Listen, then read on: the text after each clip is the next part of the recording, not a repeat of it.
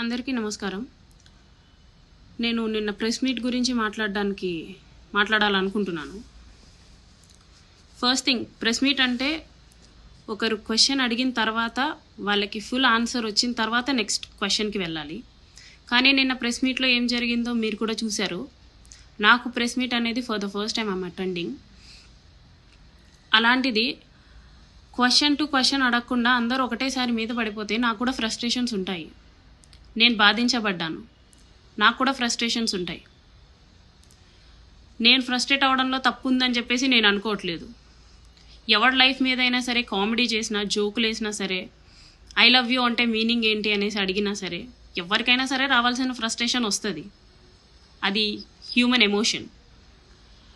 Plus 25 crores గురించి మాట్లాడుకుందాం. నేను ఎవరిని 25 crores అడగలేదు, అడగను కూడా. ఆ వాయిస్ రికార్డ్ అయితే నాది కాదు. వాయిస్ రికార్డ్ వినిపించేసరికి వినిపించే వాళ్ళకు కూడా నేను క్వశ్చన్ చేస్తుంది ఏంటంటే, ఫుల్ ఆడియో ఏది నేను మాట్లాడుంటే, అండ్ ఎవరితో మాట్లాడాను అది కూడా చెప్పాలి కదా. నువ్వు ధైర్యంగా వినిపించినంత మాత్రాన్ని సరిపోదు కదా. 29 seconds ఉంది ఆడియో. నేను నిన్న చూసినప్పుడు నాకే అర్థం కాలేదు నేను ఎప్పుడురా బాబు మాట్లాడాను అనేసి. 29 seconds ఆడియో పెట్టుకొని ఇదే ఫుల్ వీడియో అని చెప్పేస్తే నేను యాక్సెప్ట్ చేయను. ఆ ఆడియోలో ఏముంది, నేను ఇలా అడిగానండి అనేసి ఎవరికో చెప్పటం ఉంది. నేను ఎవరిని అడిగాను? ఆ ఫుల్ ఆడియో ఏది నేను మాట్లాడుంటే ఆ ఫుల్ ఆడియో పెట్టాలి కదా. నేను పెడుతున్నాను కదా, తాతంశెట్టి నాగేంద్ర గారు ఇలా మాట్లాడారండి శ్రీధర్ గురించి అనేసి.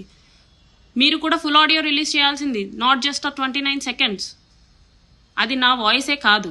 మీరు ఇప్పుడు టాలీ చేసుకోండి. విమర్శకులు ఎవరైతే విమర్శిస్తున్నారో మీరు ఇప్పుడు నా వాయిస్ని టాలీ చేసుకోండి. 1కి 10 సార్లు విమర్శించే వాళ్ళు చెక్ చేసుకొని మాట్లాడండి. అండ్ ఇంకోటి, జర్నలిజం చేసేవాళ్ళు ఎథిక్స్తో కానీ, ప్రొఫెషనల్ ఎథిక్స్ కానీ, హ్యుమానిటీ కానీ ఉంటే అలా టీజ్ చెయ్యరు, అలా కామెడీ చెయ్యరు. చాలా టీజ్ఫుల్గా కామెడీ చేసి, ఒకరి జీవితం నీకు కామెడీ అవ్వచ్చేమో కానీ ఎవడి జీవితం వాడికి గొప్ప. అది తప్పైనా కానివ్వండి, ఒప్పైనా కానివ్వండి, ఎవ్వడు ఇరుక్కోవాలని చెప్పేసి, ఇలా అందరితో మాటలు పడాలని చెప్పేసి ఎవ్వడూ మీడియాకి ఎక్కడు. అవన్నీ తెలుసుకొని బిహేవ్ చేయండి. అండ్ టీజ్ చేసే వాళ్ళనైతే మాకు కూడా లాస్ తెలుసు, మేము కూడా ఫర్దర్గా ప్రొసీడ్ అవుతాం. అలా మీడియా వాళ్ళు పిలిచి టీజ్ చేయడం అంటే మాకు కూడా ఫర్దర్ ప్రొసీజర్ తెలుసు. ఏదైనా సరే తెలుసుకొని మాట్లాడండి, బోత్ సైడ్స్. నన్ను ప్రశ్నించేంత ధైర్యం మీకున్నప్పుడు సేమ్ క్వశ్చన్స్ ఎమ్మెల్యే గారిని కూడా ప్రశ్నించేంత స్కోప్ తీసుకోండి మీరు. You people are from media, right? You do have the right to ask even the chief minister.